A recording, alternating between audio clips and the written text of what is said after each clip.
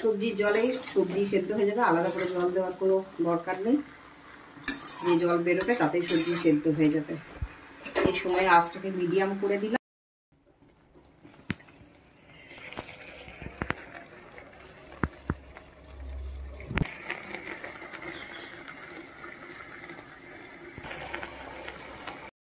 এখানে নিয়েছি আলু, ঝিঙে, বেগুন, কুমড়ো আর বরবটি, আর আছে একটু মূলো, পটল, লাল আলু আর গাজর।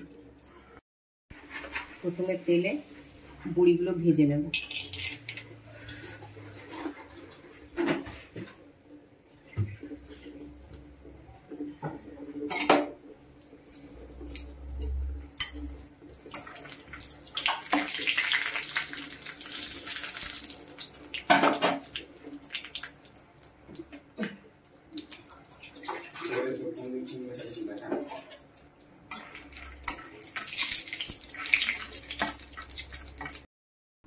বড়ি লাল লাল করে ভেজে নিয়েছি, এটা তুলে নেব।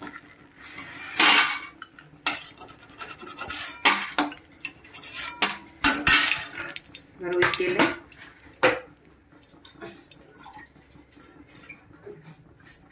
দেবো 5 ফোড়ন,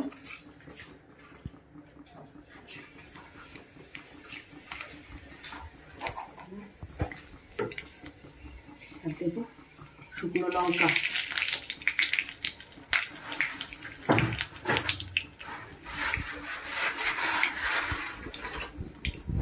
একটা তেজপাতা দিয়ে দিলাম। একটু অন্য নাড়াচাড়া করে নেব।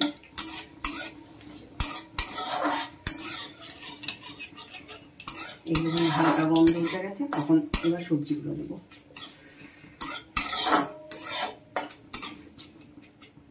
সবজি দেবো একে একে।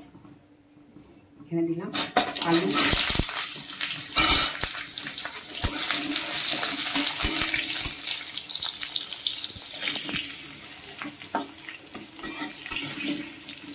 আলু, বরবটি,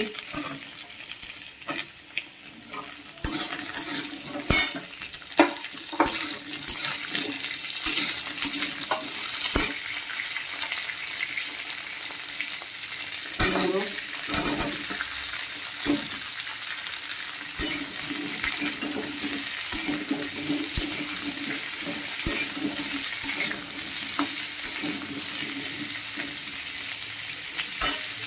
বেগুন, ঝিঙে,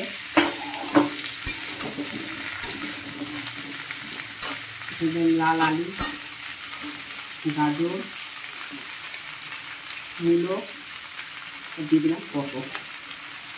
সব সবজি একসাথে ভাজছি।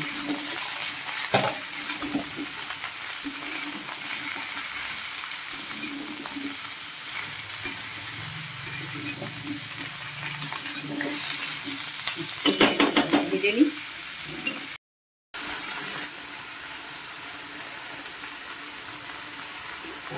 সবজিটা 5-7 মিনিট ভেজে নিয়েছি। এরপরে দেবো নুন, পরিমাণ মতো নুন,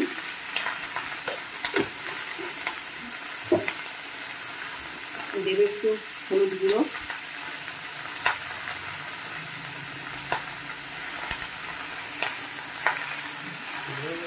হলুদ গুঁড়ো দিলাম। এবার দেবো একটু জিরের গুঁড়ো,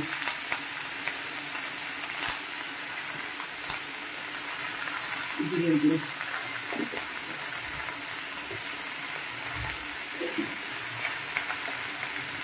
আর দেবো আদা আর কাঁচা লঙ্কা বাটা।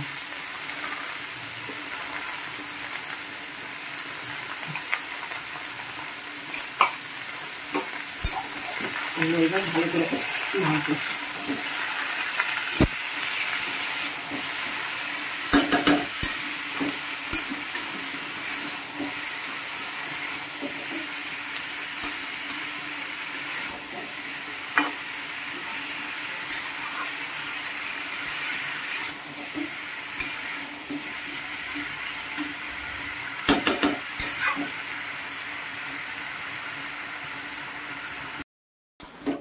সবজির জলেই সবজি সেদ্ধ হয়ে যাবে, আলাদা করে জল দেওয়ার কোনো দরকার নেই।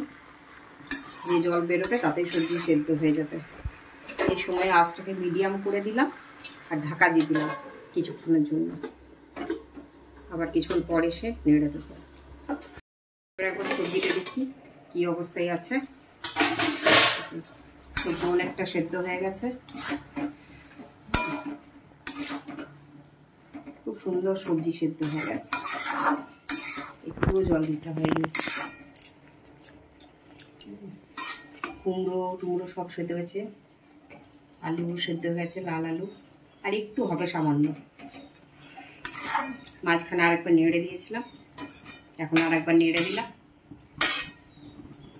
আবার একটুখানির জন্য ঢাকা দিয়ে দিলাম। আর একটু হয়ে যাক, ঢাকাটা খুললাম। সব সবজি সেদ্ধ হয়ে গেছে, দারুণ দেখতে হয়েছে। এরপর দিয়ে দেবো ভেজে রাখা বড়ি। দিয়েছিলাম ভেজে রাখা বড়ি,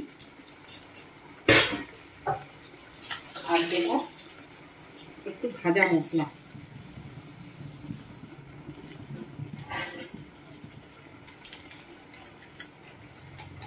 বেশি না, এই হাফ চামচের মতো ভাজা মশলা একটু দিলাম।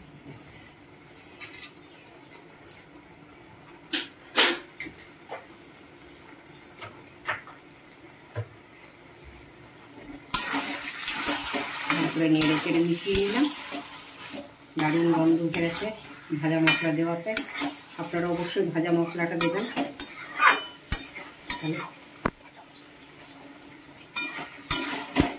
ভাজা মশলাটা আছে জিরে, ধনে, গোটা গরম মশলা সব একসাথে, আর শুকনো লঙ্কা কয়েকটা একসাথে হালকা তাওয়াতে সেঁকে আর গুঁড়ো করে নিয়েছি।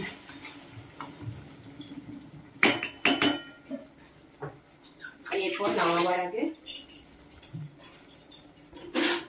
নামাবার আগে একটু ঘি ছড়িয়ে দিলাম। বেশি দেবো না, এই একটু ঘি ছড়িয়ে দিলাম, ব্যাস।